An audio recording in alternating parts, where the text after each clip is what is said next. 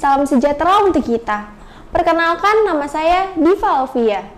Jika Anda ingin ke Pasarawan, jangan lupa untuk mampir ke sejumlah objek wisata, salah satunya yaitu Pulau Kelagian. Pulau ini adalah sebuah pulau kecil yang tak berpenghuni yang berada di Desa Gebang. Selain panorama gunung di daerah sini, juga ada wisata bahari seperti di Pahawang. Saat Anda berkunjung ke pulau ini, Anda akan disuguhkan dengan panorama yang indah, air laut yang biru, dengan hamparan pasir putih sejauh mata memandang. Kondisi alam bawah laut di sini masih terjaga dengan baik. Anda bisa melakukan snorkeling, melihat-lihat kehidupan di bawah laut. Mau tahu lebih jauh wisata di kabupaten ini? Mari ikuti wawancara CEO Jurnalis Media Network Indra Utama dengan Bupati Pesawaran Haji Dendi Ramadona. Selamat mengikuti. Oke, selamat malam sahabat Koridor.tv dan Geraha Jurnalis dimanapun Anda berada. Malam hari ini kita mengundang Pak Dendi Ramadona. Siapa Indra? Kak ini apa Pak? Kak itu Pak Kaligis. Kaligis, oh nah, ada hubungan dengan Pak Kaligis. Kebetulan pada saat lahir beliau karena ada rekan dengan ayah saya, beliau ikut titip nama lah di kami. Okay. Tapi aslinya Pak Bupati? Aslinya kami Lampung. Lampung. Dari provinsi. Oke, ini sarjana teknik dari mana Pak? Tekniknya di Bandung, ITB? dari ITENAS. Lalu kemudian S2-nya Magister Ilmu Terapan Ilmu Pemerintahan di Institut Ilmu Pemerintahan Dalam Negeri. Oke, Pak Bupati Pasawaran ya. Betul. Pak Bupati ini yang keberapa dari Pasawaran? Ya, alhamdulillah kami Pak Indra masuk dalam periode kedua, masih diamanahkan oleh masyarakat di Kabupaten Pesawaran Lampung. Jadi ini periode kedua nih? Ini periode yang kedua. Oh, oke. Ya. Jadi periode pertama? Periode pertama tahun 2016-2021. Dengan? Lalu 2021 dan seterusnya, sampai dengan ada kebijakan dari pemerintah. Karena kan ada serentak rencananya ya. Iya, iya. Seperti Bupati kelihatannya sangat muda nih. Usia berapa? Sekarang 38. 38. Itu pas dilantik Bupati? 31. 31. Luar biasa, muda sekali. Sebelumnya karir Pak saya dari Dendi? umur 24 tahun, sebelumnya saya ada di pekerjaan, kita punya usaha sendiri ya. Saya sembari kuliah pada saat itu punya usaha mandiri sendiri. Lalu di tahun 2006 saya masuk di salah satu BUMN bidang konstruksi di Jakarta. Lalu saya tahun 2008 saya kembali ke daerah karena ada suatu pekerjaan dan ternyata di situ saya ditarik nih seleksi alam nih masuk ke dunia politik. Dunia politik ditawarkan untuk menjadi seorang calon legislatif. Pada saat itu dari salah satu partai besutannya Bapak Susilo Bambang Yudhoyono, Partai Demokrat ya. Dan saya terpilih menjadi anggota DPRD Provinsi Lampung pada saat itu periode 2009-2014 dan kembali terpilih menjadi anggota legislatif di tahun 2014. Lalu tahun 2015 saya mencalonkan diri sebagai bupati di Kabupaten Pesawaran. Di mana Kabupaten Pesawaran itu adalah pemekaran daerah otonomi baru dari Kabupaten Lampung Selatan dulu induknya. Ya, Lampung Selatan itu di ujung Pulau Sumatera. Tahun berapa dimekarin? Dimekarkannya tahun 2007, tapi ada pemerintahannya baru tahun 2010. Pemerintahan definitifnya ada 2010. Oke, jadi bupati pertamanya? Pertamanya ada sebelum saya. Itu bupati pertama dan Pak Dendi yang kedua? Saya yang kedua. Yang kedua. Iya. Seperti apa itu Pasawaran Pak Bupati? Ya, Pesawaran ini secara geografis letaknya di ujung Pulau Sumatera, bersebelahan langsung dengan ibu kota provinsi Lampung, kota Bandar Lampung. Jadi jarak dekat sekali? Jaraknya dekat sekali, berbatasan seperti Jakarta, mungkin di Depoknya lah kami ya, atau di Tangselnya seperti itu, kalau diibaratkan di kota Jakarta. Lalu Pesawaran ini adalah satelit daripada kota, di mana Pesawaran kaya akan potensi sumber daya alam yang begitu banyak ya. Kami punya secara geografis, kami punya daerah laut, ada 39 pulau, garis pantai 12 mil, dan kami punya wilayah pegunungan. Wilayah pegunungan namanya ada Gunung Betung, ada Gunung Pasawaran, dan Gunung Sukmailang. Lalu juga kami punya daerah dataran yang punya potensi perkebunan. Lalu juga kami sebagai salah satu penghasil komoditi pangan di Provinsi Lampung ya, dan juga masuk ke pasar-pasar nasional seperti lumbung pangan, rumah pangan, dan bisa masuk ke food station yang ada di DKI. Kami penghasil jagung, cabai merah ya, dan juga gabah kering juga di situ. Lalu juga kami punya daerah laut yang berpotensi menghasilkan sumber daya perikanan, komoditi perikanan itu yang sudah ekspor, ya, kerapu dan bawal. Dan ada juga lobster dan udang pandemi di sana. Lalu juga dari sisi perkebunannya, kami penghasil kakao terbesar di Provinsi Lampung. Di Lampung. Kakao, ada pala dan juga kakao kopi. Juga udah diekspor. Kakao juga sudah diekspor, tapi masih berbentuk mayoritas biji. Belum masuk ke produk olahan. Tapi sekarang kita sedang mengembangkan karena kita punya mini plant, pabrik mini pengolahan kakao itu sampai dengan ke olahan produk konsumtif, seperti itu. Dan juga dari sisi sumber daya manusia, kami juga karena dekat dengan kota, tentunya kami punya potensi sumber daya manusia yang cukup mumpuni lah. Maka saya saat hari ini sedang di branding oleh salah satu perbankan nasional, yaitu Bank BNI ya, mendampingi kami dalam rangka pengembangan Smart City dengan program Cyber Academy dan juga pendampingan serta pembinaan UMKM dan IKM di Kabupaten Pasawaran, sehingga bisa masuk dari sisi hulu hilirnya, sehingga dari mulai SDM sampai dengan produk-produk yang ada di Kabupaten Pasawaran itu harus kita tingkatkan kapasitasnya. Jadi SDM-nya, lalu yang goal atau outputnya adalah suatu produk yang bisa menghasilkan skala ekspor, seperti itu. Luas kita berapa? Luas kita 117.000 hektar. Penduduknya by data BPS itu 477.000. Tapi kalau capil selalu ada perbedaan nih Pak. Kalau capil kita 530.000-an. Kalau income utama dari penduduk apa sekarang? Masih perkebunan dan pertanian, keduanya pariwisata, ya seperti itu. Ketiganya jasa. Oke, pariwisata di mana Pak? Pariwisata kita banyak di wisata bahari memang. Bahari, laut. Bahari kita laut. Kita ada yang terkenal yang sudah selama ini mungkin para traveler ataupun wisatawan mengenal. Kami punya wisata bawah laut yang luar biasa ya. Kita punya Taman Nemo, kita punya Taman Lumba-Lumba, Taman Nemo-nya di kita. Kita punya lumba-lumba, ya. Lalu juga kita punya terumbu karang yang memang eksotis, ya. Nama pulaunya Pulau Pahawang yang sekarang sedang viral. Pahawang masuk di sini? Pahawang masuk di Kabupaten Pasawaran. Dan juga kita punya pulau-pulau yang dikembangkan oleh swasta seperti Pulau Tegalmas, Pulau Mahitam, Pulau Tanjung Putus, yang konsepnya adalah natural tourism. Dan di Pulau Pahawang sendiri saya terapkan sebagai CBT, Community Based Tourism. Jadi pariwisata yang berbasis kemasyarakatan. Jadi di sana tidak ada hotel-hotel bintang yang besar, tapi homestay, resort atau villa seperti itu. Nah, tapi juga alhamdulillah investasi di bidang pariwisata juga kita sudah mulai tumbuh. Alhamdulillah berapa tahun ini investasi di bidang kepariwisataan sudah ada yang membangun hotel bintang 5 di salah satu wilayah kami di daratnya. Di Hurun Beach namanya, Hurun Beach. Kemungkinan brandnya adalah brand internasional hotelnya nanti. Ini hotel pertama? Ini hotel bintang 5 pertama ya. Bintang 5 pertama ya. Seperti itu. Sudah Pak. Jadi, sudah operasi? Insya Allah tahun depan sudah grand opening. Proses build-nya, proses buildingnya. Pak Bupati dengan BNI seperti apa nih kolaborasinya? Ya, BNI dari tahun 2017 ya, pada saat saya periode pertama memang sudah sempat menawarkan konsep-konsep Smart City kepada kita. Tapi tentunya perkembangan zaman kan harus menyesuaikan juga dengan kebutuhan masyarakat. Konsep Smart City sempat terhenti pada saat itu dikarenakan memang budaya masyarakat kita yang memang belum bisa masuk di dalam community 5.0 itu, 5.0. Akhirnya dengan adanya COVID ini ternyata membawa masyarakat kita masuk ke dalam disrupsi digitalisasi.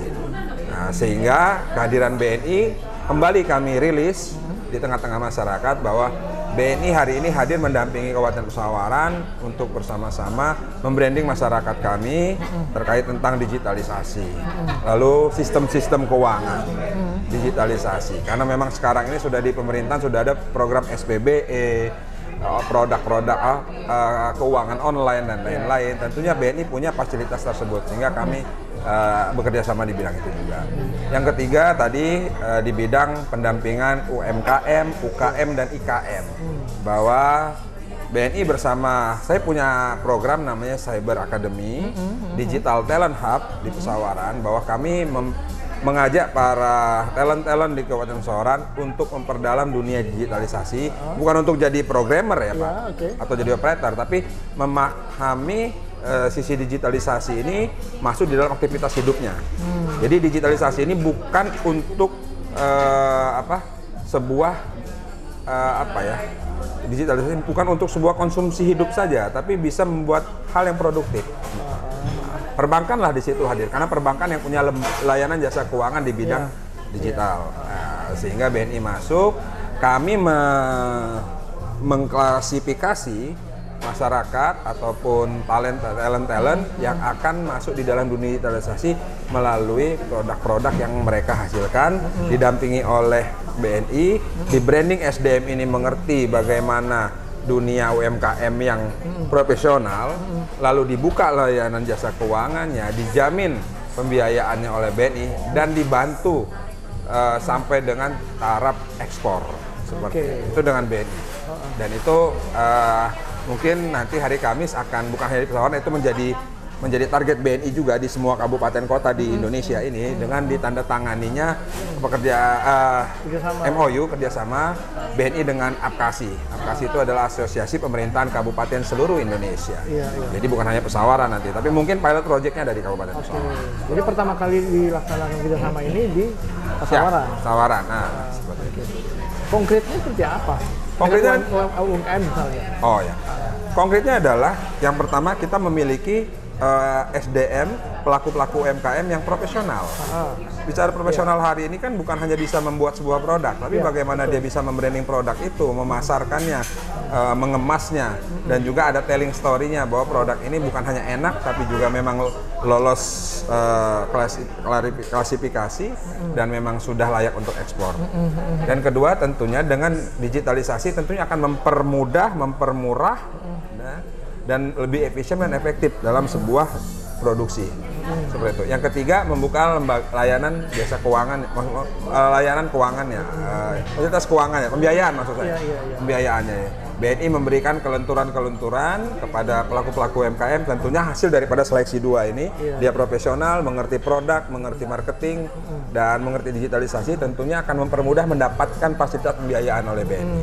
Dan keempat tentunya taraf hidup. Apabila sudah memang produk sudah jadi, sudah punya pasar, sudah punya pembiayaan, tentunya kan penjualan pasti akan terbuka lebar. Dan BNI pasar membuka dengan program eksporanya, membuka pasar-pasar ekspor seperti itu. Nah, kalau sudah ekspor ya tentunya value-nya akan berbeda dengan pasar lokal. Kalau pasar lokal dia hanya ya mungkin harga pasaran Indonesia, tapi kalau pasar ekspor kan dia punya value yang berbeda para pelaku-pelaku UMKM kan. Jadi intinya adalah kita para pelaku UMKM di tingkat masyarakat ini jangan tertutup akses marketnya. BNI bersama pemerintah daerah membuka seluas-luasnya bahwa pedagang kecil itu bisa ekspor. Pelaku-pelaku UMKM, IKM itu harus mengerti bagaimana pasar global. Seperti itu. Itulah kerjasama BNI dengan Kabupaten Pesawaran. Lalu juga pendampingan bukan hanya bicara sebuah produk makanan atau produk-produk kerajinan ya, tapi juga mungkin juga nanti akan ada jasa di sana. Tour and guide di sana, travel dan lain-lain. Yang jasa-jasa pariwisata juga akan masuk di dalam program ini. Seperti itu. Sekarang desa wisata yang selain Pahawang ya, yang banyak dikenal ini Pahawang ya. Yang diandalkan apa sekarang? Oh, kita punya desa wisata. Kita punya 48 desa wisata. Salah satu yang sedang terkenal adalah Bukit Cendana hari ini. Bukit Cendana itu adalah di puncak gunung, punya atraksi hiking ya, lalu juga ada mandi di air terjun, lalu juga apa namanya, ada sepeda juga di situ, downhill dan lain-lain, camping ground, glamping juga ada di Glamping sana. juga ya. Oke, seperti itu. Nah, Itu begitu cenderung. dibanding kemarin, kondisinya seperti apa sekarang? Dibanding Pada saat pandemi kemarin. ya, pandemi kita tahu ya kan. Oke. Tapi alhamdulillah begini, pada saat masa pandemi itu wisata-wisata yang modern, wisata-wisata yang buatan itu memang runtuh. Tapi ya wisata-wisata natural, wisata-wisata alam, ekopark dan lain itu yang ramai dikunjungi. Karena mungkin makanya kemarin kami juga mendapatkan label CHSE juga bahwa wisata di Kabupaten Pesawaran juga memang pelopor bebas COVID seperti itu. Nah, tentunya pasca pandemi mereda hari ini yang sudah tidak ada kasus lagi di Kabupaten Pesawaran dan di Lampung utamanya, dan dunia pariwisata dibuka seluas-luasnya oleh pemerintah, alhamdulillah bergerak pulih gitu. Dan rebound gitu lah, rebound yang tadinya dari kunjungan saya 1 juta per Juni kemarin saja sudah 800.000. Per Juni. Per Juni sudah peningkatannya luar 800. biasa ya. Nah, berarti mungkin di Desember bisa 1,5 juta wisatawan domestik. Oke. Saya baru hitung domestik saja, karena kita memang pangsanya tahun domestik dari Pulau Sumatera dan sebagian Pulau Jawa bagian barat. Ini dampak tol dari Oh iya, Palembang tentunya itu juga pengaruh ya. pembangunan dilakukan oleh pemerintah pusat di bawah Bapak Presiden Joko Widodo. Kami juga sangat-sangat terbantu dengan adanya jalan tol Trans Sumatera dan juga adanya pelabuhan eksekutif di Bakahuni Merak ya. Tentunya berpengaruh terhadap kunjungan dan rantai logistik di Provinsi Lampung seperti itu. PAD kita gimana? PAD kita ya alhamdulillah kita pasang target karena memang sudah ada pergerakan kebangkitan ekonomi, lalu juga inflasi yang cukup stabil menurut saya, sehingga kami memasang target 10% dari APBD kami, 140 miliar. Oke. Nah, kabupaten baru ya. Berapa ini? Berapa kecamatan? Kita Desa? ada 11 kecamatan dan 148 desa. 148 desa. Ya, Oke, ini termasuk Pahawang yang tadi itu termasuk desa wisata. desa wisata. Oke. Apa masalah yang Pak Bupati hadapi untuk khusus di kabupaten ini? Ya, yang pasti tadi masalah utama masih dalam ruang lingkup infrastruktur dasar ya. Jalan segala macam. Ya, udah infrastruktur dasar itu adalah pendidikan, kesehatan, infrastruktur akses, konektivitas wilayah, itu jadi masalah klasik yang harus kita selesaikan. Yang tidak henti-hentinya itu akan timbul terus. Ya. Tapi yang paling utama adalah bagaimana peningkatan kapasitas SDM. Sebaik apapun infrastruktur, sebanyak apapun jumlah sekolah, sebaik apapun fasilitas kesehatan kita, kalau SDM masyarakat kita tidak kita tingkatkan kapasitasnya, kita tingkatkan literasi ya, lalu hal positif kita kembangkan di dalam aktivitas masyarakat, tentunya percuma itu sih. Jadi aktivitas masyarakat tentunya dibarengi dengan peningkatan kapasitas SDM. Kapasitas SDM ini bukan mereka harus jadi sarjana semua, bukan. Tapi mereka mengetahui, kita buka tadi informasi-informasi global, kita bisa berikan mereka sebuah literasi bahwa sekarang kan zaman hoax, zamannya underestimate dan lain-lain ya. Jadi tidak ada lagi. Kita kikis lah itu semua, sehingga masyarakat bisa lebih produktif. Makanya moto saya adalah bagaimana memajukan masyarakat dengan meningkatkan produktivitas dan juga daya saing di tengah masyarakat. Kita punya sumber daya alam yang luar biasa, tapi kita selama ini kan hanya menjadi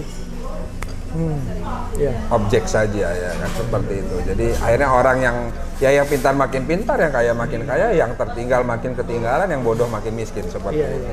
Nah, Pak Bob, ya mungkin nggak objektif juga ya. Boleh nggak dicerita selama 2 periode ini prestasi yang mungkin sudah dilakukan di kabupaten ini? Kalau saya sih tidak pernah bicara prestasi ya, bicara kewajiban. Oke. Bicara kewajiban seperti itu. Kalau di kewajiban kita tunaikan itu mendapatkan sebuah pengakuan. Betul. Itu saya bilang itu motivasi bukan prestasi.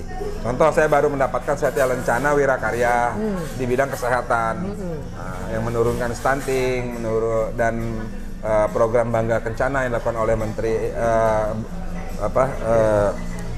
PPA, Pemberdayaan Perempuan dan Anak, BKKBN. Kemarin baru beberapa waktu lalu, 10 hari yang lalu saya mendapatkan penghargaan Satya Lencana Wirakarya dari Bapak Presiden Jokowi langsung. Ya, itu sebenarnya bukan prestasi, tapi itu adalah motivasi dan memang itu adalah hasil dari kerja masyarakat dan seluruh instrumen yang ada di Kabupaten Pesawaran. Lalu juga kita mendapatkan ya kalau dibuka semua mungkin nggak etis di sini. Tapi yang pasti saya semuanya tidak ada berpikir mau kerja ini harus dapat reward ini, mau kerja ini harus dapat prestasi ini, enggak. Kita lakukan secara konsisten sesuai target, ya, dan kita ukur ada dampaknya, goalnya dapat.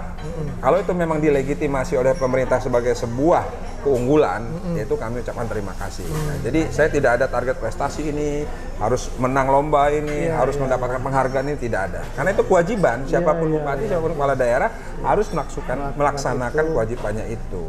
Terlepas itu nanti mendapatkan label dari pemerintah pusat itu sebagai prestasi, yaitu Allahualam, itu alhamdulillah. Pak Bupati, gimana pemanfaatan dana desa? Ya, dana desa di tempat kami tentunya ya dapat berapa, Pak? Per desa ya paling minim 1 miliar, ada yang lebih kan. Tentunya di masa COVID ini dana desa tidak terlalu banyak leluasa untuk mengembangkan desanya ya, karena banyak sekali programnya yang dipangkas untuk safety net sosial atau jaring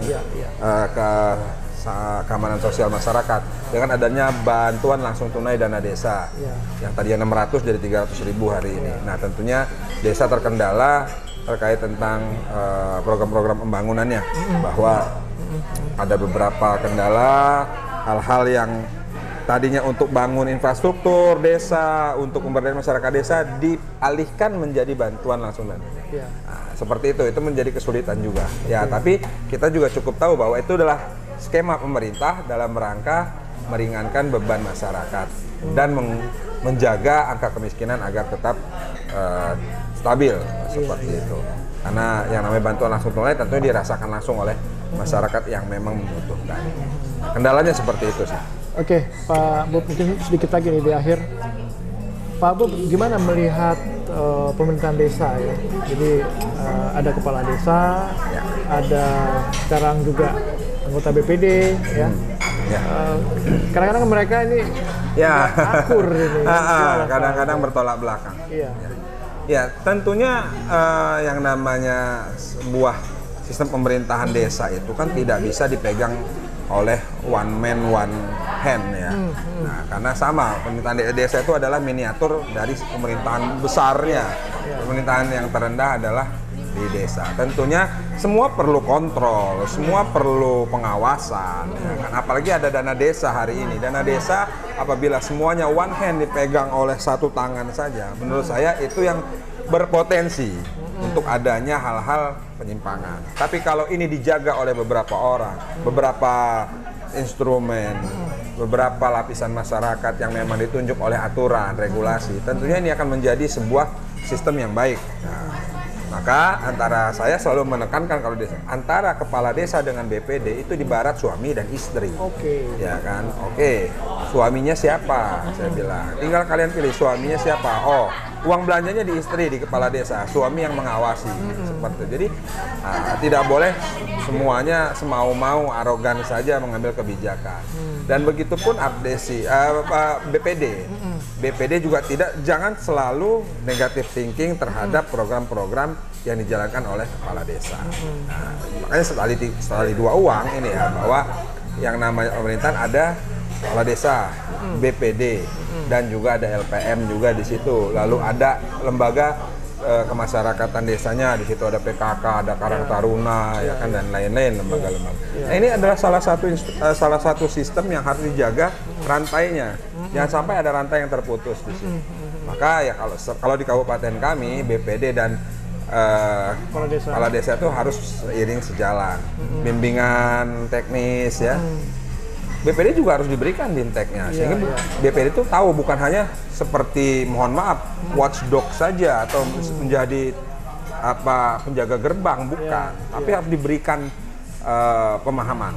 Makanya saya sering mengarahkan bahwa tolong kalau ada bimbingan teknis atau adanya pelatihan-pelatihan, tolong khusus untuk BPD, sehingga tahu BPD itu, karena mereka kan mungkin dari unsur tokoh masyarakat, unsur tokoh agama ataupun tokoh-tokoh adat yang ada di daerah itu mungkin belum tahu semuanya tentang Siskedes, regulasi sehingga kapan ada aduan sepihak langsung underestimate dengan pemerintahan desa. Sekarang berapa honor anggota BPD di 1 juta. Ya lumayan dong.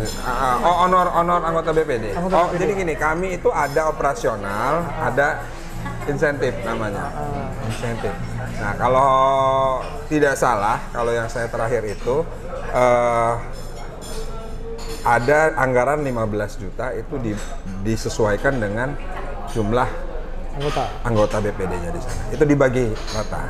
Tergantung PAD juga. Tergantung PAD. Tapi kalau dia BUMDes yang menghasilkan dari PADes itu ada hak BPD di situ. Tambahan. Kalau memang ada pemberdayaan di sana. Mohon maaf, kalau memang ada penghasilan lain desa tersebut, itu BPD. Kondisinya gimana BUMDes di kabupaten? 50% hidup. 50%. Jalan. Terutama yang memang selama ini bergerak di bidang komoditi. Kalau bergerak di bidang jasa, keuangan atau kemana ada yang berbentuk koperasi ya, LJK, Lembaga Jasa Keuangan itu agak-agak tersendat. Tapi yang dia trading, komoditi pangan, komoditi perkebunan hidup. Oke. Jadi Pak Bupati tinggal berapa lama lagi? Periodenya masih ya kalau melihat dengan periodisasi sampai tahun 2026. Tapi kan kalau ada diskresi dari pemerintah pusat adanya pilkada langsung nanti dampaknya kita belum tahu sampai tahun berapa seperti itu. Closing statement Pak Dendi, apa yang akan dilakukan untuk membuat Pasawaran ini lebih ya tentunya di waktu lagi. yang singkat ya. 1 periode tidak lama ya, apalagi sekarang adanya pemotongan masa jabatan yang dikatakan oleh pemerintah pusat. Tentunya saya serta jajaran dan seluruh masyarakat terus bersatu padu ya. Yang penting guyupnya kami membangun sebuah kebersamaan di dalam suatu konsep pembangunan yang tujuannya adalah bagaimana untuk menciptakan kabupaten itu lebih unggul, kabupaten itu bisa mandiri, kabupaten itu bisa berdikari dan tentunya bisa menjadi nilai tambah bagi ekonomi rumah tangga masyarakat yang ada di kabupaten kami. Oke, makasih banyak Pak Haji Baik, Pak Indra. Ramadana. Terima kasih Bupati sahabat Koridor.tv. Oke, terima kasih. Ya. Demikian liputan dan wawancara kami Demikian liputan dan wawancara kami bersama Bupati Pesawaran Haji Dendi Ramadana. Sampai jumpa pada liputan daerah dan potensi yang akan datang. Jangan lupa like tayangan ini, komen, subscribe, dan share agar Anda tidak ketinggalan informasi menariknya. Sekian dari saya, terima kasih.